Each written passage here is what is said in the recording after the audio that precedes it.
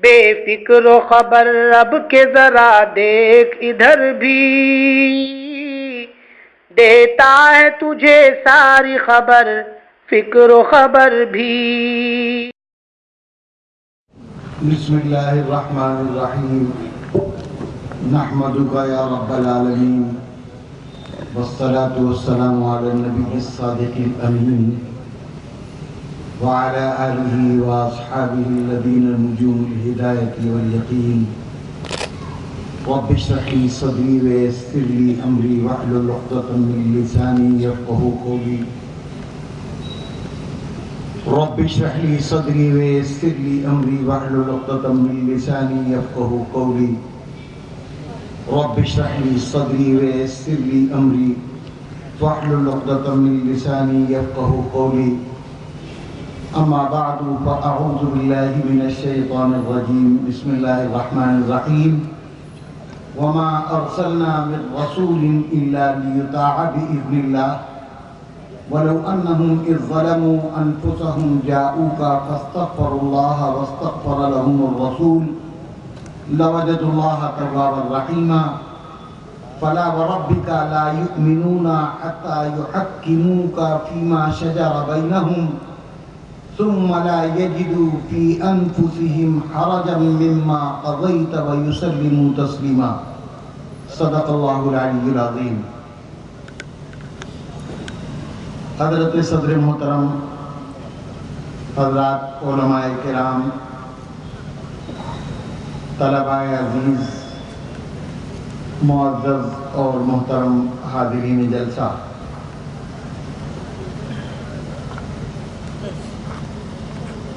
پہلی مرتبہ میری آپ کے اس شہر بھٹکل میں حاضری ہوئی ہے۔ بہت عرصے سے اس شہر کا ذکر سنتا تھا اور دین کے جوڑ سے اور دین کے تعلق سے یہاں کا ذکر خیر اپنے بزرگوں کی نسبت سے سنتا تھا۔ اس لیے دل میں تمنا تھی، ایک خواہش تھی کہ اللہ تعالیٰ پہنچائے۔ واقعہ یہ جیسا کہ ہمارے مولانا نے بھی بات کہی، واقعی یہ وقت مصروفیت کا ہے اور یہ آپ لوگوں کی کشش کی بات تھی، اور جیسے ایک پہلے کی خواہش اور چاہت تھی کہ بس بے ساختہ اللہ تعالیٰ نے دل میں ڈالی یہ بات، اور بظاہر جو مشکلات ہو سکتی تھی ہمارے لیے کوئی مشکل نہیں بنی، اور فوری طور پر آپ کی خدمت میں حاضر ہو گیا۔ اپنی بات کچھ عرض کرنے سے پہلے اپنے تعارف کے حوالے سے دو باتیں جو کہی گئیں ان میں ذرا سی غلط فہمی ہے، اس کو دور کر دوں۔ پہلی چیز تو یہ ہے کہ یہ بات کہی گئی کہ شمالی ہندوستان میں شیعت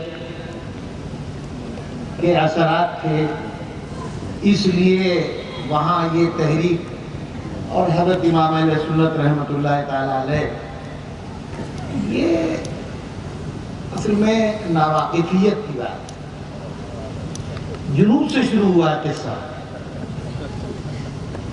معلوم ہی نہیں لوگوں کو گولکنڈا میں کیا ہوا، پتہ ہی نہیں۔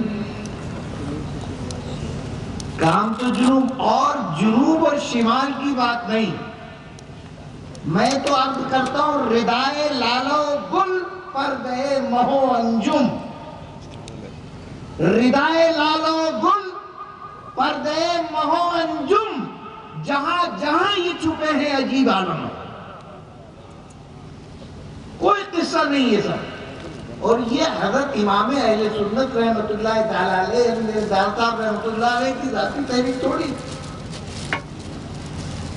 علامہ ابن تیمیہ نے لکھا من جملۃ ایامھا کلھا سود،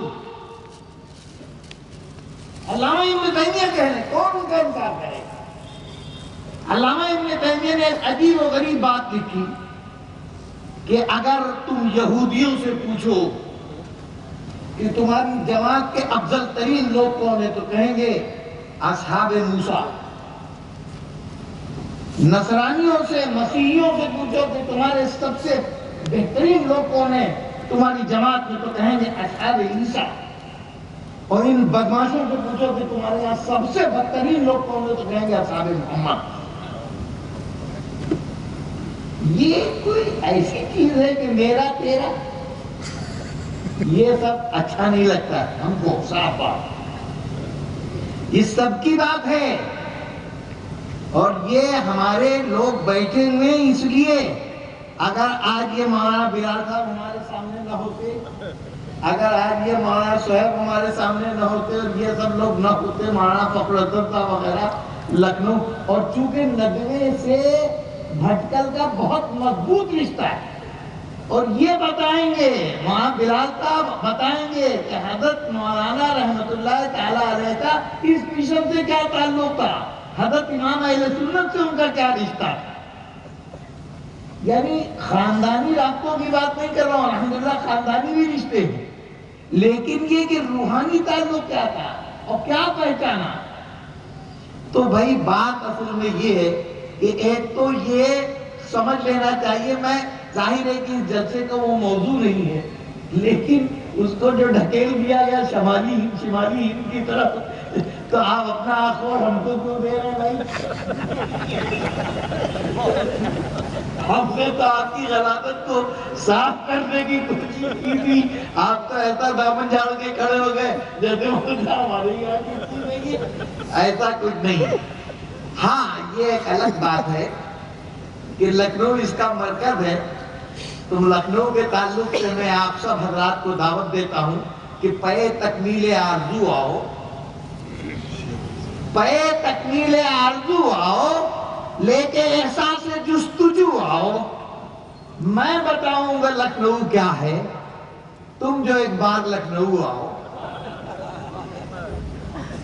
میں اس تعلق سے یہ بات ضرور عرض کروں گا، بہرحال ایک بات، اور دوسری بات یہ ہے کہ مولانا میں ہمارے یہ ندوی ہیں، ندوے میں رہے، یہ ندوے میں پڑھا، اور ظاہر ہے کہ یہ گئے بھی ہوں گے وہاں شوکت علی کے ہاتھے کے جلسوں میں۔ وہ 98 سال ہو چکے، 99 سالہ تھا یہ 35 سال، تو میں پیدا بھی نہیں ہوا تھا، 60 سال سے اوپر تو میری عمر ہو چکی۔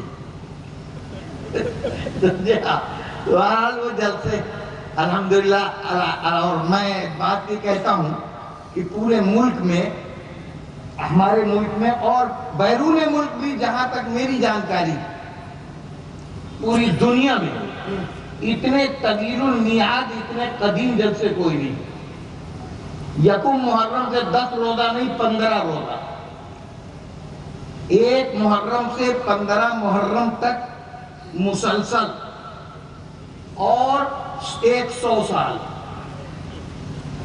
میرے خیال میں، میری جانکاری میں، ہندوستان نہیں، ہندوستان کے باہر بھی دنیا کی کسی بھی ملک میں اتنا طویل بغیر کسی نازے کے اور اتنا طویل المیعاد 15 روزہ جیسے کوئی ہے نہیں۔ اور الحمدللہ اللہ تعالیٰ نے اسے بہت کام لیا، اور وقت کے اکابر، چاہے 100 برس پہلے کی بات، چاہے 50 برس پہلے کی بات، چاہے 25 برس پہلے کی بات ہو، اور چاہے آج بھی حضرت مولانا علی میاں صاحب رحمت اللہ تعالیٰ علیہ جب تک حیات رہے، حضرت تشریف لاتے رہے، اور اب حضرت کے جانشین کی حیثیت سے حضرت مولانا سید محمد رابع حسنی مدد اللہ العلی ہر سال پابندی کے ساتھ تشریف لاتے ہیں، اور کوئی نہ کوئی ایک دن دیتے ہیں، اور ندوے کے ذمہ داروں میں سے اور حضرات بھی آتے ہیں۔ کبھی کسی اور کا ناغہ ہو جائے تو ہو جائے، لیکن حضرت مولانا کی حیات میں اور حضرت مولانا کی وفات کے بعد حضرت مولانا رابع صاحب بڑے اہتمام کے ساتھ تشریف لاتے ہیں۔ اور حضرت مولانا کی تو جو شوکت علی کے ہاتھے میں جلسے میں مولانا کی تقریریں ہوئی، کم سے کم 3 تقریریں تو مولانا کی الگ سے شائع کی ہیں، وہ بہت قیمتی بات ہے۔ اب میں کیا اس کے بارے میں کہہ سکتا ہوں کہ اور ان کے مقام کے سلسلے میں کیا عرض کر سکتا ہوں. بہرحال میں یہ بتانا چاہتا ہوں کہ یہ اس تحریک اور اس مشن کو آپ اپنا سمجھیں، اور اگر چھوٹا منہ بڑی بات نہ ہو تو ہمارا احسان مانیے کہ ہم نے آپ کی غلاظت کو صاف کیا ہے. اب مختصر وقت میں کوئی بہت لمبی بات نہیں کہنا. ہمارے یہ جلسوں کا جو 2 روز سے مسلسل مظاہرہ ہوا، تقریری بھی، کوئز کی شکل میں بھی، نعت کی شکل میں بھی، تو یہ ربیع الاول کی مناسبت سے حضرت نبی اکرم صلی اللہ تعالی علیہ وسلم کی ذات گرامی سے منسوب، اور سچی بات جو ہے وہ یہ ہے کہ ہمارا اس کے سوا اور تعارف بھی کیا ہے. ہم اپنا اور اس سے بڑا تعارف کیا کر بھی سکتے ہیں کہ ہمارے بزرگ، ہم سب کے مخدوم حضرت مولانا قاری صدیق احمد صاحب باندھوی رحمۃ اللہ تعالی علیہ نے بڑے پیارے انداز میں ایمان والے کی جو ایک ادا ہوتی ہے اپنا تعارف پیش کرتے ہوئے کہا تھا. حضرت بہت اعلیٰ درجے کے شاعر بھی تھے، ثاقب تخلص رکھتے تھے. تو حضرت نے فرمایا تھا کہ جو پہنچا حشر میں ثاقب، فرشتے سب پکار اٹھے. جو پہنچا حشر میں ثاقب، فرشتے سب پکار اٹھے. محمد کے غلاموں کے غلاموں کا غلام آیا. محمد کے غلاموں کا غلام آیا. میں اکثر ایک بات کہتا ہوں کہ غلام کا لفظ بڑا گھنونا، بڑا مکروہ لفظ، اور ہماری تاریخ اس بات کی گواہ ہے، ہمارے علماء، کہ بھائی آج کوئی کچھ کہے لیکن یہ جو آزادی کی فضاؤں میں ہم سانس لے رہے ہیں تو اس میں ہم ہی، محفل میں ہم ہی ہیں تو سرے دار ہم ہی ہیں. محفل میں ہم ہی ہیں تو سرے دار ہم ہی ہیں. اے نبض محبت تیری رفتار ہم ہی ہیں. اے نبض محبت تیری رفتار ہم ہی ہیں. اور آرائش گلشن میں لہو جن کا ہے شامل. آرائش گلشن میں لہو جن کا ہے شامل. وہ ننگے چمن دشمن گلزار ہم ہی ہیں. تو بھائی اس ملک کے خش و خاشاک پر، اس ملک کے در و دیوار پر، اس ملک کی ہواؤں پر، اس ملک کی فضاؤں پر، اس ملک کی خشکیوں پر، اس ملک کی تری پر، اس ملک کی ہواؤں اور فضاؤں پر کسی سے کم ہمارا حق نہیں، سب سے زیادہ ہمارا حق ہے. اس لیے کہ ہم نے سب کچھ دیا ہے اس ملک کو. آزادی کا تصور، آزاد ہندوستان کی تاریخ، آزادی کی تاریخ اس بات کی گواہ ہے کہ مسلمان آپ لوگ تو جانتے ہیں، آپ خوش نصیب ہیں کہ اس دیار کے ہیں جہاں ٹیپو سلطان پیدا ہوئے. آپ کے فخر کے لیے یہ کافی، لیکن بس خالی فخر نہیں بلکہ ان کے جیسے کچھ کام اپنا کر. بہرحال میں کہنا یہ چاہتا تھا کہ ہمارے بزرگوں نے آزادی کی جنگ جو لڑی تو اقتدار کے لیے نہیں، خوب سمجھیے، دینی فریضہ سمجھ کر. ہمارے اکابر کی جدوجہد کی تاریخ اس بات کی گواہ ہے. حضرت شیخ الاسلام حضرت مولانا حسین احمد صاحب مدنی رحمۃ اللہ تعالی علیہ نے کراچی جیل میں جو بیان درج کرایا، مولانا ابوالکلام آزاد نے کورٹ میں جو اپنا بیان درج کرایا، تو سب میں کھل کر ایک ہی بات آئی، اور سب سے بڑھ کر ان سب کے شیخ، ان سب کے مقتدا شیخ الہند حضرت مولانا محمود حسن صاحب رحمۃ اللہ تعالی علیہ نے، چاہے وہ ریشمی رومال کی تحریک ہو، چاہے اور کسی بھی حوالے سے، سب پوری کی پوری آزادی کی جنگ لڑنے کے لیے اقتدار کے لیے نہیں۔ چنانچہ تاریخ اس بات کی گواہ ہے کہ جب ملک آزاد ہوا تو وہ اعزاز جس کو حاصل کرنے کے لیے لوگ ٹھکانے لگاتے ہیں، جس کے لیے پیسے خرچ کرتے ہیں، جس کے لیے لوگ منصوبے بناتے ہیں، جس کے لیے لوگ خوشامدیں کرتے ہیں، سرمایہ دار سرمایہ خرچ کرتے ہیں، ہزاروں قسم کی تدبیریں کرتے ہیں، وہ اعزاز اور وہ ایوارڈ چل کر شیخ الاسلام حضرت مولانا حسین احمد صاحب مدنی رحمۃ اللہ علیہ کے پاس دیوبند پہنچا تھا کہ صاحب آپ اس اعزاز کو قبول کر لیجئے، پدم وبھوشن، پدم شری، فلانا دھماکہ۔ مولانا نے فرمایا کیا میری غزلوں سے تم جانے محفل بنو؟ میری غزلوں سے تم جانے محفل بنو، میرے حصے میں تنہائیاں آئیں گی، میرا کام ختم۔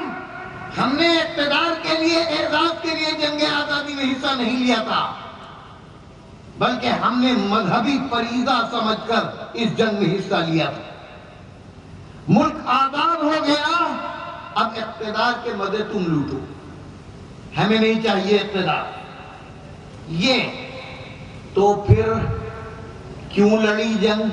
میں سمجھانا یہ چاہتا ہوں کہ غلامی بڑی مکروہ چیز ہے۔ غلامی سے رہائی اور آزادی حاصل کرنے کے لیے ہمارے اکابر نے جیلوں کی کوٹریوں کو آباد کیا۔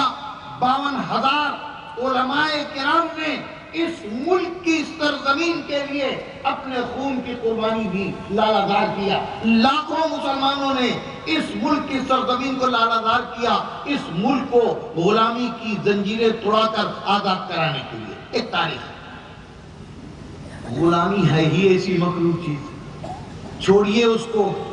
آج میں عرض کرتا ہوں کہ دنیا میں ہم اپنے ملک کی بات کریں، قانونی اور آئینی طور پر ہمارے ملک کی سب سے بڑی شخصیت، سٹیزن نمبر 1، فرسٹ شہری ہندوستان کا، آئینی اور قانونی طور پر آپ کا دل چاہے ماننے کا یا نہ چاہے، لیکن آپ اس ملک کے، آزاد ملک کے ایک شہری ہیں، اس لیے آئین اور قانون کو ماننا آپ کی ذمہ داری اور ضرورت ہے۔ آئینی طور پر اس ملک کا نمبر 1 شہری ملک کا صدر جمہوریہ، ٹھیک ہے، راشٹرپتی جس کو کہہ لیجئے ہندی میں، پریسیڈنٹ آف انڈیا کہہ لیجئے انگریزی میں۔ کانسٹیٹیوشن کی روح سے، دستور کے روح سے، سمویدھان کے روح سے ہندوستان کا صدر جو ہے، صدر جمہوریہ، راشٹرپتی یا پھر پریسیڈنٹ آف انڈیا، جس نام سے کہیے، ہندوستان کا شہری نمبر 1، ان شہری نمبر 1 کا مکان بھی 1 نمبر ہے نا۔ میں جو بات کہنا چاہ رہا ہوں ذرا توجہ سے سنیے گا۔ راشٹرپتی بھون، نام تو بھون ہے، لیکن بڑے بڑے محلے ختم ہو جائیں اس میں، بیگھوں پر پھیلی ہوئی، کئی بیگھوں میں مکان بنتے ہیں، لیکن بہرحال 1 نمبر شہری کا مکان ہے تو مکان بھی 1 نمبر ہے۔ کیا کچھ نہیں ہے اس میں؟ مکان کے اندر کہیں ڈاکخانہ ہوتا ہے، مکان کے اندر کہیں پولیس اسٹیشن ہوتا ہے، لیکن راشٹرپتی بھون کے اندر پولیس تھانہ بھی ہے، راشٹرپتی بھون کے اندر پوسٹ آفس بھی ہے، اور دفاتر ہیں تمام قسم کے، اور سینکڑوں سے متجاوز، ہزاروں پر مشتمل عملہ ان کا ملازم، ٹھیک ہے۔ اب ان ملازمین میں چھوٹے بڑے ہر طرح کے ہیں، وہ خود نمبر 1 شہری نمبر 1 راشٹرپتی جو بھی ہو، عہدے کے لحاظ سے، موجودہ راشٹرپتی ہو یا کبھی کہیں کسی بھی وقت، عہدے کے لحاظ سے آئینی طور پر، قانونی طور پر وہ ہمارے ملک کا نمبر 1 شہری ہے، اور ہم اس ملک کے شہری ہونے کے ناطے اس کو ماننے پر مجبور ہیں اور پابند، یہ ہمیں تسلیم کرنا ہوگا۔ اس ملک کے آئین سے ہمارا رشتہ ہے اور اس ملک کے آئین کے ہم وفادار، اس لیے ہم بھی مانتے ہیں۔ اب ان کے عملے میں سینکڑوں آدمی ہیں، اب ان لوگوں میں جو سب سے چھوٹا آدمی، جو سب سے چھوٹا عہدیدار، جو سب سے چھوٹے درجے کا ملازم ہو، ان کے آگے نالیاں صاف کرتا ہو یا اور کوئی معمولی قسم کا ردی قسم کا کام کرتا ہو، ابھی ظاہر ہے اوپر سے لے کے نیچے تک نمبر تو ہوں گے ہی، بڑے لوگ ان سے چھوٹے، ان سے چھوٹے، ان سے چھوٹے، افسران یہ وہ، پھر ان میں کوئی سب سے آخری درجے کا چھوٹا بھی ہوگا، وہ سب سے چھوٹے ملازم تھے۔ اگر آپ یہ پوچھئے کہ آپ کہاں کام کرتے ہیں تو سینہ تان کے کہیں گے ہم راشٹرپتی بھون، ہم راشٹرپتی بھون میں کام کرتے ہیں، سینہ تان۔ اور آپ ان سے پوچھئے آپ کیا کام کرتے ہیں تو اب وہ یہ تھوڑی بتائیں گے کہ ہم جھاڑو دیتے ہیں، یہ تھوڑی بتائیں گے ہم نالی صاف کرتے ہیں، کہیں گے ہم اسٹاف میں ہیں۔ یہ بڑا آدم خور لفظ اسٹاف، اسٹاف میں ہیں ہم، ٹھیک ہے۔ اب آپ ان سے تشریح کرانا چاہیں یہ اسٹاف کا کیا مطلب، اسٹاف میں تو اے ڈی سی بھی ہے، اسٹاف میں تو پرسنل سیکریٹری بھی ہے، اسٹاف میں تو پرسنل اسسٹنٹ بھی ہے، تو آپ کیا ہیں؟ اب وہ گھماتا رہے، ایک مرتبہ اگر آپ اس سے یہ کہیں، توجہ کیجئے گا، اگر آپ اس سے یہ کہیں کہ آپ ان کے غلام ہیں، آپ ان کے غلام ہیں، تو وہ جو سب سے چھوٹا ملازم ہے ملک کے نمبر 1 کے شہری کا اپنے آپ کو غلام کہلوانا پسند نہیں کرے گا۔ اگر آپ اس سے کہیں آپ اس کے غلام ہیں، وہ چھٹک جائے گا، چھٹک کے کہے گا یہ کیا کہتی ہے آپ نے، کیسی غلامی کیا چیز ہوتی ہے، میں غلام کاہے کا ہوں، میں بھی سرکاری کرمچاری ہوں، وہ بھی سرکاری کرمچاری ہیں، نصیب کی بات ہے وہ اتنے اونچے ہیں میں نیچی جگہ پر ہوں، لیکن سرکاری کرمچاری ہیں ہم، سرونٹ ہیں، سرکاری ملازم ہیں ہم، غلام تھوڑی کسی کے۔ غلامی ہے ہی اتنی مطلوب، واقعی کوئی بڑے سے بڑے آدمی کا، کوئی معمولی سے معمولی آدمی بھی اپنے آپ کو غلام کہلوانا نہیں پسند کرتا، مگر ہاں دنیا کی تاریخ میں ایک اور صرف ایک ہستی، ایک اور صرف ایک ذات ایسی ہے کہ جس کا اپنے آپ کو غلام کہلوانے میں لوگ فخر محسوس کرتے ہیں۔ وہ کون ہیں؟ دونوں عالم کے سردار، سید الاولین والآخرین، محبوب رب العالمین، سیدنا و مولانا حضرت محمد الرسول اللہ صلی اللہ تعالیٰ علیہ وسلم کی ہستی یہ ہے، خوش نصیبی پہ ہر فرد امت مگن، خوش نصیبی پہ ہر فرد امت مگن، ہر غلام آپ کا شادماں شادماں۔ میرے آقا آپ کی غلامی اتنی قیمتی چیز ہے کہ آپ کے غلام دھرتی پر پیر نہیں رکھتے ہیں، وہ اڑے اڑے گھوما کرتے ہیں، وہ کہتے ہیں ہم غلام ہیں محمد الرسول اللہ صلی اللہ تعالیٰ علیہ وسلم کے، اور ان کا ایمان یہ ہے کہ جو نبی کے غلام ہوتے ہیں، جو نبی کے غلام ہوتے ہیں، دو جہاں کے امام ہوتے ہیں۔ یہ میرے بھائیوں آپ کو اللہ نے بغیر کسی محنت کے، آپ میں یہاں موجود لوگوں میں، ہمارے ساتھ جو اسٹیج پر بیٹھے ہوئے مجھ کو خود شامل کر کے یہاں جو حاضر موجود ہیں، میں سمجھتا ہوں شاید کوئی ایک اللہ کا بندہ یا دو ایسے ہوں اتنے بڑے مجمع میں جن کو ان سے مستثنیٰ کیا جائے، ایسا بھی شاید ہی ہو، ورنہ ہم سب وہ لوگ ہیں کہ جن کو بغیر کسی محنت کے، بغیر کسی مشقت کے، بغیر کسی طلب کے، بغیر کسی کوشش کیے اور بغیر کوئی دکھ جھیلے ہوئے اتنی بڑی نسبت مل گئی. موروثی مسلمان پیدا ہوئے تو ایک ایسی ماں کی گود میں جو محمد الرسول اللہ صلی اللہ تعالی علیہ وسلم کی غلامی کی نسبت رکھتی، ایک ایسے باپ کے گھر میں جو محمد الرسول اللہ صلی اللہ تعالی علیہ وسلم سے غلامی کا رشتہ رکھتا.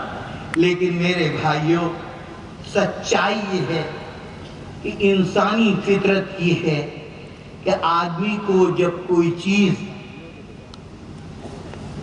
بغیر مشقت کے حاصل ہو جاتی ہے تو اس کی قدر دل سے کم ہو جاتی ہے. آدمی کی فطرت ہے جو چیز آدمی محنت سے مشقت سے حاصل کرتا ہے اس چیز کی اس کے دل میں قدر ہوتی. انسانی نفسیات کو اگر آپ سمجھنا چاہیں تو ایک بالکل کمسن بچے سے سمجھ لیجئے.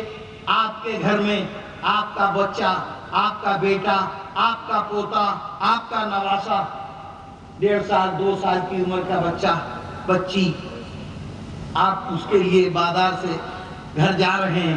آپ نے سوچا چاکلیٹ لے لیں، بسکٹ لے لیں، کوئی ٹافی لے لیں. آپ اندر لے کر پہنچے. آپ نے بچے سے اگر یہ کہا یہ دیکھو کیا چیز لائے ہم تمہارے لیے، اور اس کا آپ نے خالی ریپر دکھایا، وہ سمجھا چاکلیٹ ہے، وہ دوڑ کے آیا. آپ نے مٹھی بند کر لی، بچہ دوڑ کے آیا. اب اس نے مانگنے کی کوشش کی، آپ نے دیا نہیں. اب آپ نے ہاتھ بند کیا، مٹھی بند کی. اب وہ جو جدوجہد کر رہا ہے، کوشش کر رہا ہے، بار بار اس میں زور لگا رہا ہے. آپ نے ڈھیلی کی مٹھی، اس کی انگلی وہاں تک پہنچ گئی لیکن نکال نہیں پا رہا. آپ نے اور تھوڑی ڈھیلی کی. تھوڑی دیر یہ جدوجہد اس نے کی، اس کے بعد ایک مرتبہ آپ نے ڈھیلا کر دیا. وہ تو آپ کر رہے ہیں نا، اس کو کیا سمجھ. اس نے اٹھایا، ایک مرتبہ فاتحہ نہ لگا، خوش ہو جائے گا. جیت لیا ہم نے، چھین لیا. جدوجہد ایک دفعہ ایسا کریے، اور ایک دفعہ ایسا کریے کہ جب آپ گھر جائیں آپ اس سے کہہ دیکھو کیا چیز لائیں، اور جب وہ آئے تو آپ اس کو تھما دیں. آپ کو پتہ چل جائے کہ دونوں میں خوشی اس کو زیادہ کب ہوئی، دونوں میں قدر اس کی دل میں کس کی ہوئی. آپ یوں ہی اس کو دے دیں گے بغیر کسی جدوجہد کے مل گئی تو اس کو قدر نہیں ہوگی. ہو سکتا ہے وہیں تھوڑی دیر تک چھوڑ کے چلا گیا، دیکھ کے چلا جائے. اور اگر وہ جدوجہد کرتا ہے، محنت کرتا ہے، اور اس کے بعد اس کے ہاتھ پاتے اس وقت جیتا ہرا کے دادا کون نہیں، تو اب اس وقت اس کی خوشی کی بات اتری. یہ انسانی فطرت، یہ انسان کی نفسیات سے تعلق رکھنے والی چیز ہے. جو چیز آدمی کو مشقت سے حاصل ہوتی، کوئی بلال سے پوچھے اے بلال محمد الرسول اللہ کے کلمے کی کیا قیمت ہے، تو وہ پیٹھ کھول کے دکھائیں گے. کوئی خباب سے پوچھے اے خباب محمد الرسول اللہ کے کلمے کی کیا قیمت ہے، وہ بتائیں گے. کوئی عمار سے پوچھے، کوئی یاسر سے پوچھے، کوئی سمیہ سے پوچھے، کوئی خباب سے پوچھے، کوئی خولہ سے پوچھے، تو وہ بتائیں گے محمد الرسول اللہ کی غلامی کی اور کلمہ لا الہ الا اللہ کی قیمت کیا ہوتی ہے. ہمیں کیا معلوم، ہم کو تو بیٹھے بٹھائے کلمہ مل گیا، اس لیے ہمارے دلوں میں اس کی کوئی قدر نہیں. میرے بھائیوں، یہ بڑی عجیب چیز ہے، بڑا عجیب معاملہ ہے. اللہ کے نبی سید الانبیاء صلی اللہ تعالی علیہ وسلم نے جن لوگوں پر محنت کی تھی، صحابہ کرام رضوان اللہ تعالی علیہم اجمعین، ان کا کلمہ کیا تھا، ان کی نسبت کیا تھی. وہی اسی قرآن پر وہ بھی یقین رکھتے تھے جس قرآن پر یقین کی ہم بات کرتے ہیں. وہی کلمہ لا الہ الا اللہ محمد رسول اللہ وہ بھی پڑھتے تھے جس کلمے کے ہم کو ہم پڑھتے ہیں. نبی سے اپنے رشتے کی وہی بات وہ بھی کرتے تھے جو ہم کرتے ہیں. بلکہ سچائی تو یہ ہے کہ ابو بکر اور عمر اور عثمان اور علی اور طلحہ اور زبیر اور سعد اور سعید اور حسن اور حسین نے تو شاید کبھی زندگی میں کوئی موقع آ گیا ہو تو کسی خاص موقع کی مناسبت سے ان میں سے کسی نے کسی ایک موقع پر اپنی محبت کا اظہار کر بھی دیا، ورنہ وہ کہتے ہی نہیں تھے کہ ہم رسول اللہ کے چاہنے والے ہیں. ہماری طرح تھوڑی بھائی، ڈالڈا گھی کو بتانے کی ضرورت پڑتی ہے کہ یہ اصلی ہے جب ملاوٹ ہوتی ہے، اور اصلی گھی تو خود ہی بتا دے گا کہ ہم اصلی ہیں۔ کہتے ہیں دو چیزیں دنیا میں ایسی ہیں جو 7 پردوں میں چھپائی جائے پھر بھی نہیں چھپ سکتی، ایک عشق، دوسرے مشق۔ تو اصلی عشق ہوگا تو عاشق اس کو چھپانے کی کوشش کرے گا، وہ عشق ہے کہ ٹوٹ پھوٹ کے نکلے گا، اور اصلی مشق ہے تو اس کو 7 پردوں میں چھپانے کی کوشش کی جائے گا، مہک اٹھے گا۔ اور ملاوٹی تو ہمارے جیسے ملاوٹی والے لوگ ہیں، وہ بتاتے ہیں کہ ہم عاشق رسول ہیں، لیکن اللہ کے نبی صلی اللہ تعالی علیہ وسلم کے اصحاب یوں پکارے ہیں مجھے کوچے جانا والے، یوں پکارے ہیں مجھے کوچے جانا والے، ادھر آبے ابے چاک غریباں والے۔ ان کی ہر ادا پکار کے کہتی تھی، ان کی چلت پھرت اٹھک بیٹھک، کھانا پینا سونا جاگنا، زندگی کی خوشیاں زندگی کے غم، ہر چیز حوالے ہے جناب محمد الرسول اللہ صلی اللہ تعالی علیہ وسلم۔ یہ بلال حبشی کالے کلوٹے غلام، حبشہ کے رہنے والے، جی ہم کو لگتا ہے، ہمیں معلوم ہے، ہم پڑھنے عربی مدرسوں میں پڑھنے پڑھانے والے لوگ جو ہمارے بڑے بیٹھے ہوئے ہیں یہاں، اور طلبہ بھی ہمارے، تو ہم لوگ اتنا جانتے ہیں تاریخ واریخ، اللہ کا شکر ہے غلامی علامی کا دور ختم ہو گیا، لیکن غلاموں میں بھی جس طریقے وہ غلام کیا، وہ انسان کیا ہوتے تھے، وہ جانور ہوتے تھے، جانوروں کی طرح ان کی خرید و فروخت ہوتی تھی، جانوروں کی سی زندگی تھی۔ تو جیسے جانور میں کوالٹیاں ہوتی ویسے غلاموں میں بھی کوالٹیاں ہوتی تھی۔ تو سب سے ردی غلام جو ہے وہ حبشے کا سمجھا جاتا ہے، سست اور کاہل بھی، شکل صورت سے بھی، موٹے موٹے ہونٹ، موٹی موٹی ناک، لال لال آنکھ، کریہ المنظر بھی ہوتے تھے، کام کاج کے معاملے میں سست اور پذل ہوتے تھے۔ تو اور سب سے تیز ترار رومی غلام سمجھے جاتے ہیں، بڑے قیمتی تھے، مارکیٹ میں ان کی بڑی قیمت ہوتی۔ بلال حبشہ کے تھے، حبشی غلام، عام حالات کے لحاظ سے تو کچھ بھی نہیں، لیکن ایک مرتبہ حالات جب پرسکون ہوئے تھوڑے، مدینے میں سکون، صلی اللہ تعالی علیہ وسلم کی خدمت میں حضرت بلال حاضر ہوئے، اور حاضر ہونے کے بعد اب اپنا دکھ، اپنا سکھ، اپنی خوشی، اپنی چاہت، اپنی خوشی کی بات اپنے آقا سے نہ کرتے تو کس سے کرتے؟ کون تھا ان کا؟ کون تھے ان کے رشتہ دار؟ کون تھے ان کے ناطے دار؟ حضرت بلال نے آ کر آقا صلی اللہ تعالی علیہ وسلم سے کہا ایک مرتبہ، لجاتے لجاتے نہ جانے کتنی مرتبہ ہمت کرنے کے بعد، یا رسول اللہ کیا میری بھی شادی ہو سکتی کہیں؟ رسول اللہ صلی اللہ علیہ وسلم نے جب یہ سنا تو آپ کے لبوں پر مسکراہٹ آئی، کہا بلال شادی کرنا چاہتے ہو؟ کہا رسول اللہ آپ کی اگر حکم ہو، آپ کا حکم ہو، اجازت، کہا کہاں کرو گے؟ ہے کوئی لڑکی یا عورت نظر میں؟ کہا یا رسول اللہ میں کیا سوچوں گا، میرے پاس ہے کیا؟ میں تو آپ کی خدمت میں آیا تھا کہ آپ ہی عرض کر سکتا ہوں، آپ کی نظر کرم آ جائے، آپ کا اشارہ ہو جائے تو شاید مجھے کوئی قبول کر لو، ورنہ میرے پاس کیا ہے کہ جو میں سوچوں کہ فلاں جگہ کر لوں، فلاں جگہ کر لوں۔ رسول اللہ صلی اللہ تعالی علیہ وسلم نے مدینہ طیبہ کے ایک بہت بڑے رئیس، بہت صاحب نسبت شخص کے بارے میں پوچھا، ان کے کیا کرو گے؟ حضرت بلال رسول اللہ صلی اللہ علیہ وسلم کی زبان مبارک سے یہ سننے کے بعد کھیسی آ گئے. کہا کہ معلوم ہوتا اپنی اوقات سے زیادہ بات کہہ دی میں. رسول اللہ صلی اللہ علیہ وسلم نے بہت لطیف انداز میں، وہ اتنا بڑے آدمی اور میں کچھ بھی نہیں کہہ رہے کہ کہاں کرو گے. چپ ہو گئے. کہا بلال جواب نہیں دیا. کہا رسول اللہ شاید میں نے اپنی وسعت سے زیادہ بڑی بات کہہ دی، گستاخی ہو گئی. رسول اللہ نے سنجیدگی کے ساتھ فرمایا نہیں بلال، تم کیا سمجھتے ہو؟ کیا تمہاری وہاں شادی نہیں ہو سکتی کیا؟ تم سا کوئی سادہ، کوئی معصوم نہیں ہے.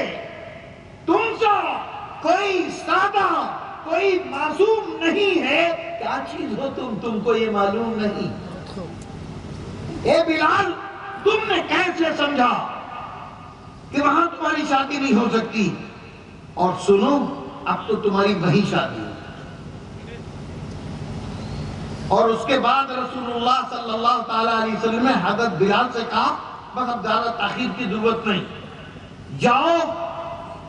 وہ بھی غلام ہے جناب محمد رسول اللہ صلی اللہ علیہ وسلم. حضور نے فرمایا کہ جاؤ، میں تمہیں حکم دیتا ہوں، ان کے دروازے پر جاؤ، ان کے یہاں جاؤ. کچھ آگے پیچھے کچھ کرنے کی ضرورت نہیں، زیادہ لمبا وقت گزارنے کی ضرورت نہیں. جا کے میری طرف سے کہنا، میرا نام لے کے کہ انہوں نے تم کو سلام کہا ہے اور کہا ہے کہ اپنی بیٹی کی شادی میرے ساتھ کرو. جو جواب دے بتاؤ. دو ٹوک معاملہ. اب بلال شادی بیاہ کا تو معاملہ گیا پیچھے، یہاں حکم رسول کی تابعداری کا مسئلہ تھا. رسول اللہ نے فرمایا میں کہہ رہا ہوں اس لیے جاؤ. تیر کی طرح نکلے، پہنچ گئے وہاں جا کے. دروازہ کنڈی کٹکٹا دی، صاحب خانہ باہر نکل کر آئے. انہوں نے بالکل گردن جھکا کے سبق دہرا دیا.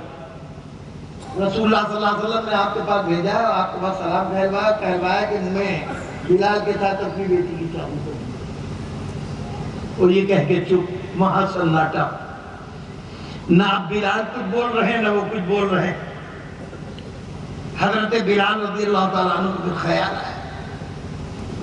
کہا میرے بھائی میں جانتا ہوں کہ آپ کیا سوچ رہے ہوں گے. اللہ بہتر جاننے والا. میرے اندر تو اتنی ہمت نہیں تھی کہ میں آپ کے دروازے پر آتا. میں اپنی اوقات، اپنی حقیقت جانتا. مگر آقا صلی اللہ علیہ وسلم نے حکم دیا تھا، اس لیے میں آنے پر مجبور تھا. برا نہ مانیے گا، وہ حکم رسول کی تابعداری تھی جو میں نے کی. باقی سنجیدگی کے ساتھ میرا کوئی ایسا خیال نہیں ہے. میں نے آپ کے پاس رسول اللہ کا پیغام پہنچا دیا. سنا انہوں نے. حضرت بلال کے شانے پر ہاتھ رکھا اور کہا بلال ایسا کچھ نہیں، وہ آقا جس کے تم غلام ہو اسی کا میں بھی غلام ہوں. تمہارے ذریعے کہلوایا تھا، تم لانے پر پیغام مجبور تھے. میرے پاس کہلوایا ہے، میں پیغام کو قبول کرنے پر مجبور ہوں، اس لیے کہ اسی آقا کے میں بھی غلام ہوں جس کے تم غلام ہو. مطلب میرا تمہارا نہیں، مطلب تیسری ہستی کا ہے. میری بیٹی جوان العمر ہے. اللہ کے نبی صلی اللہ تعالیٰ علیہ وسلم نے خود اس کو یہ حق دیا ہے کہ وہ اپنی زندگی کے بارے میں فیصلہ کرے. مسلمان عورت اپنی بالغ ہونے کے بعد اپنی زندگی شادی بیاہ کے سلسلے میں اس کو یہ حق ملا ہے نبی کی طرف سے، اللہ کی طرف سے، کہ وہ اپنے سلسلے میں فیصلہ کر سکے. مسئلہ یہ ہے جوان لڑکی ہے، ابھی اس کے اندر اتنا شعور نہیں ہے. کئی رشتے اور اچھے چل رہے ہیں. میں کشمکش میں اس کی ہوں. پریشانی میرے ساتھ یہ ہے کہ میں چاہتا ہوں کہ بیٹی کی اجازت دوں، لیکن اس کے لیے مناسب الفاظ اور مناسب وقت کو سوچ رہا تھا کہ کیسے کہوں، کس طرح کہوں کہ وہ میری بات کو، میرے جذبوں کو سمجھ لے اور یہ سمجھ لے کہ جس طرح میں آزاد نہیں ہوں، جس طرح تم آزاد نہیں ہو، اسی طرح نبی کی غلامی سے وہ بھی آزاد. یہ بات میری سمجھ میں آ گئی، تمہاری سمجھ میں آ گئی. وہ نوجوان ہے، ابھی کم عمر ہے، کہیں ایسا نہ ہو کہ کوئی دوسری سوچ اس کو لے کر وہ بہک جائے، اپنے ایمان سے ہاتھ دھو بیٹھے. میں اس کی فکر کر رہا تھا اور کوئی مسئلہ. اچھا خیر تم رکو، میں بھی آتا ہوں. یہ کہہ کر جو حضرت بلال وہ صاحب خانہ گھر کے اندر صحابی گئے تو دیکھا بیٹی صاحبہ دروازے کے قریب ہی ساری باتیں سن رہی حضرت بلال کی اور اپنے باپ. انہوں نے بیٹی کو بلایا اور بڑے پیار سے بڑی تمہید کے بعد، بیٹی میں تم سے ایک بات کہنا چاہتا ہوں، میری تربیت تمہارے ساتھ کیا رہی ہو، میں نے تمہاری کسی خواہش کو کبھی رد نہیں کیا اور تم کو کن چاہتوں سے پالا.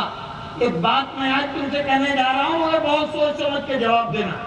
انہوں نے کہا ابا جان بس اب زیادہ تمہید کی ضرورت ہے، مجھے معلوم ہے آپ کیا پوچھنا چاہتے ہیں، میں نے سب سن لیا. اب وہ گھبرا گئے کہ جس تیور سے بیٹی نے جواب دیا کہیں انکار نہ کر دے. کہا دیکھو سمجھ کے جواب دینا، سوچ لو. بیٹی کا جواب کیا تھا ابا جان؟ تعجب ہے کہ آپ کو اپنی پرورش اور اپنی گود پر بھی اعتماد باقی نہیں رہا.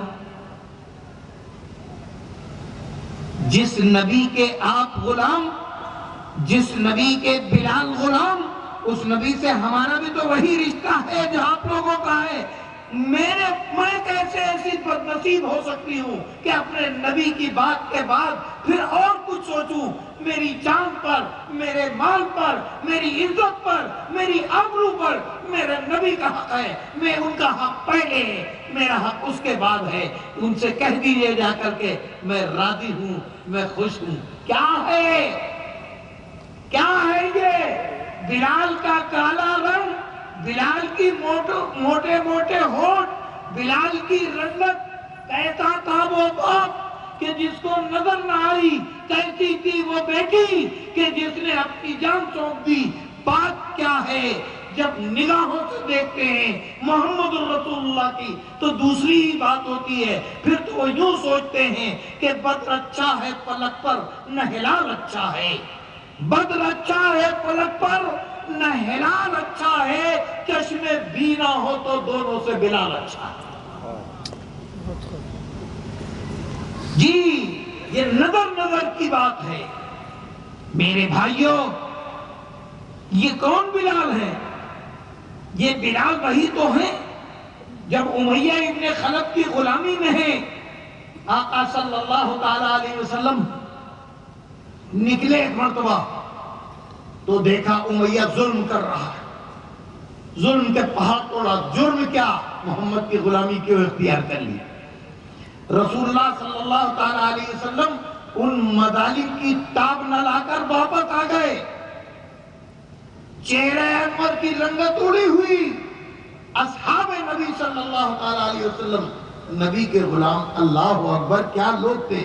وہ نبی کے عاشق زار تھے، وہی صاحبان وقار تھی. وہ نبی کے عاشق زار تھے، وہی صاحبان وقار تھے. کوئی فاتح عرب و عجم، کوئی قاطع سر انتری. رسول اللہ کے ہم نشین تھے، رسول کی اداؤں کو سمجھنے والے تھے، رسول کے مزاج کو سمجھنے والے تھے. رسول اللہ صلی اللہ علیہ وسلم جب واپس تشریف لائے تو آپ کے رخ انور کی رنگت اڑی ہوئی تھی. صحابہ بے چین ہو گئے. سب سے اول آگے اللہ کے رسول صلی اللہ تعالی علیہ وسلم کے سب سے بڑے مونس و غمگسار سیدنا صدیق اکبر رضی اللہ تعالی عنہ آگے آئے اور آگے پوچھا رسول اللہ کیا؟ رسول اللہ صلی اللہ علیہ وسلم نے بے قراری کے ساتھ کہا بہت بری حالت میں بلال کو دیکھ کے آئے. بلال کا کوئی قصور نہیں ہے اس کے علاوہ کہ اس نے میرا کلمہ پڑھ لیا ہے. ایک اللہ، ایک معبود کے برحق ہونے کی بات کر رہا ہے، بہت ظلم کر رہا ہے. اور رسول اللہ صلی اللہ علیہ وسلم کی اداسی گہری ہوتی چلی گئی، چہرے انور کی رنگت اڑتی چلی گئی، آنکھوں میں آنسو چھلک آئے. صدیق اکبر بے قرار ہو گئے. آقا صلی اللہ علیہ وسلم کی زبان مبارک سے نکلا کیا کوئی ایسا راستہ بن سکتا ہے کہ بلال کو ان مظالم سے چھٹکارا مل سکے؟ بس اتنا سننا.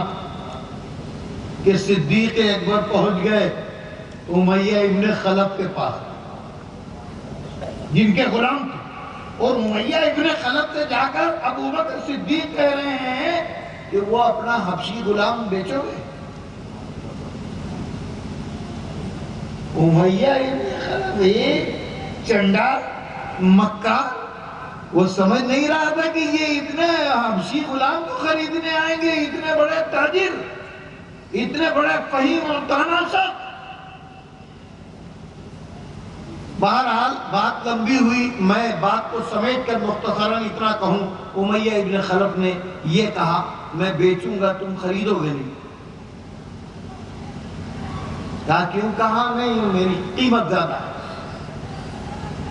صدیق اکبر کو غصہ آ گیا۔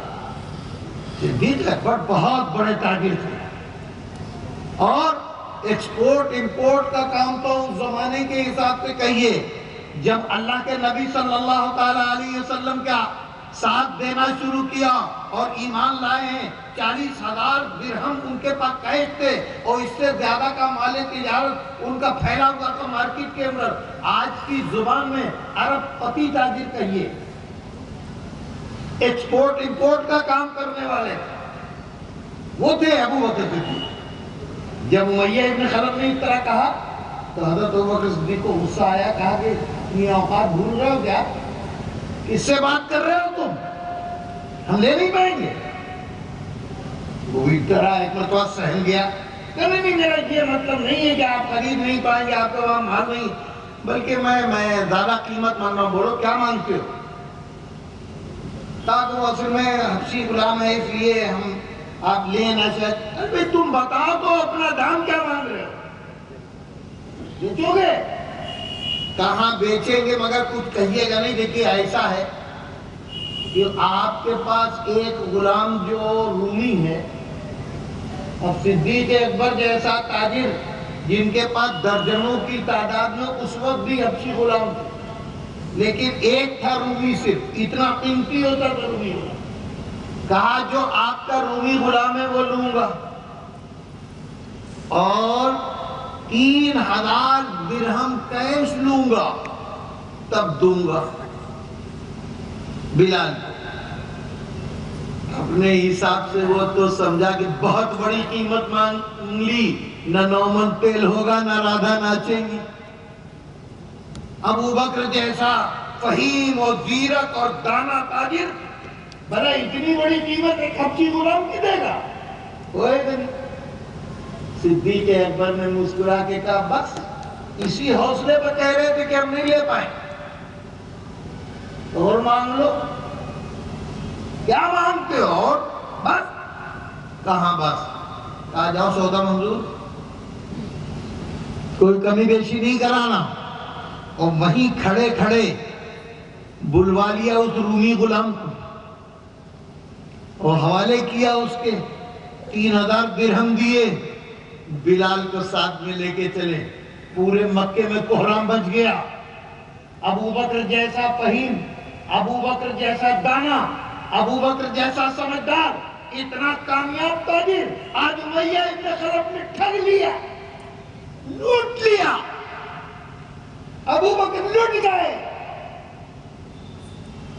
دنیا یہ سمجھ رہی تھی کہ ابو بکر لٹ گئے، لیکن ابو بکر خوش تھے کہ ہم لٹے نہیں ہیں، ہم جیت کے جا رہے ہیں۔ اس لیے کہ دنیا سمجھی تھی کہ ابو بکر نے غلام خریدا بلال، اور ابو بکر خوش تھے کہ ہم نے مرضی مصطفیٰ خریدی، ہم نے اپنے آقا کی رضا کو خرید لیا۔ شادہ اور پاہاں ڈگ بھرتے، قدم بڑھاتے، لپکتے جھپکتے، آقا کی خدمت کی خوشنودی کے لیے، آپ کی رب کی خوشنودی کے لیے، آپ کو گواہ کر کے میں بلال کو آزاد کیا۔ اللہ کے نبی صلی اللہ تعالیٰ علیہ وسلم جھوم اٹھے اور فرمایا کہ تم نے اس غلام کو آزاد کیا، فَأَنْتَ عَتِيقٌ مِّنَ النِّيرَانِ، جاؤ تم بھی جہنم کی آگ سے۔ میرے بھائیوں، بس میں نے یہ چند مثالیں اس لیے آپ کے سامنے پیش کی کہ اللہ کے نبی صلی اللہ تعالی علیہ وسلم کا نام لینا، ان سے اپنے آپ کو منسوب کرنا، ان کا کلمہ پڑھنا، ان کا اپنے آپ کو غلام کہنا، ان سے اپنے آپ کو محبت کا اظہار کرنا، یہ سب بہت آسان، لیکن بہت مشکل ہے بچنا بعد ایک گلگوں سے خلوت میں، بہت مشکل ہے بچنا بعد ایک گلگوں سے خلوت میں، بہت آسان ہے یاروں میں معاذ اللہ کہہ دینا۔ تو بھائی، مسلمان ہونے کا حق، اللہ کے نبی صلی اللہ تعالی علیہ وسلم سے غلام ہونے کا حق، یہ سمجھ لیجئے کہ اپنے آپ کو غلام کہہ دینا تو آسان ہے، لیکن اس کی لاج رکھنا، اس کا حق ادا کرنا، یہ بڑا مشکل ہے۔ میں آپ اہل بھٹکل کی طرف سے بہت خوشگمان ہوں، جو کچھ میں نے سنا اور ابھی یہاں آنے کے بعد اس کے خلاف کچھ پایا بھی نہیں، تو اللہ کا شکر ہے میرا حسن ظن قائم ہے۔ اور میرے اصل میں سب سے بڑی بات یہ ہے کہ ہم دیکھنے والوں کی نظر دیکھ رہے ہیں،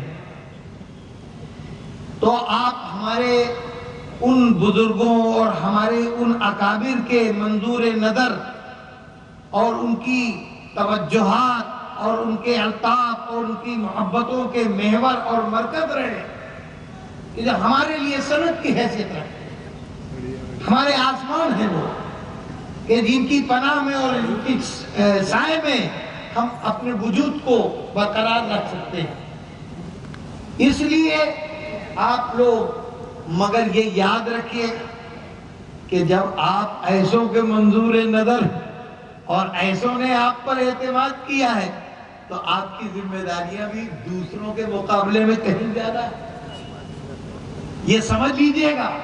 حضرت محمد الرسول اللہ صلی اللہ تعالی علیہ وسلم کے غلام کی حیثیت سے آپ نے اپنا تعارف کرایا، اور بہت سی چیزیں آج کل سے لے کر آج تک، اور یہ ہمارے کرم فرما ہمارے مولانا عبدالعزیز صاحب جو ہیں، یہ بہت کچھ بتایا کہ میں نے آپ کو اس سے پہلے بتایا کہ بھٹکل کے سلسلے میں 70% معلومات ان کے ذریعے اور 30% میں باقی سب لوگ شریک تو اس لیے انہی نے یہ ساری چیزیں جو بتائی ہیں، اس تعلق سے بہت سی قابل فخر چیزیں ہیں، لیکن قابل ذکر نہیں۔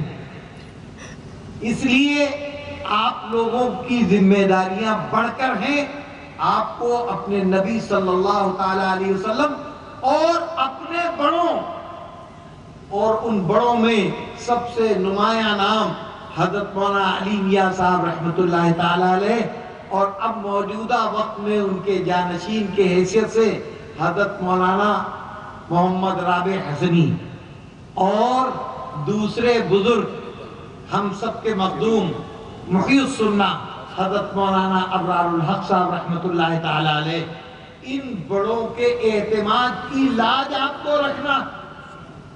ہمارے جیسے لوگ، میں اپنی بات کہہ رہا ہوں، ون وے چل رہا ہے، میں مولانا علی میاں صاحب کو جتنی جو چاہوں گا لے لوں، اپنا قد اونچا کرنے کے لیے، اپنا تعارف کرانے کے لیے، بڑوں سے اپنے آپ کو جوڑ کے پیش کر دوں، حضرت مولانا ابرار صاحب کا نام لے لوں، لیکن میرے پاس تو ایسی سند تو ہے نہیں، کبھی انہوں نے بھی مجھے اچھا کہا ہو، کبھی انہوں نے بھی مجھے قابل سمجھا ہو، تو میں پھر آپ کے مقابلے میں کم پابند ہوں۔ آپ پر آپ کے ان بڑوں نے اعتماد کیا، آپ پر ان بڑوں نے اعتماد کیا، اور آپ کو اپنی کمائی اور اپنی پونجی قرار دیا، اس لیے اس نسبت کی آپ کو لاج رکھنا ہے۔ اللہ تبارک و تعالی ہم کو کہنے سننے سے زیادہ عمل کرنے کی توفیق عطا فرمائے۔ وآخر دعوانا ان الحمدللہ رب العالمین۔ جزاکم اللہ خیرہ۔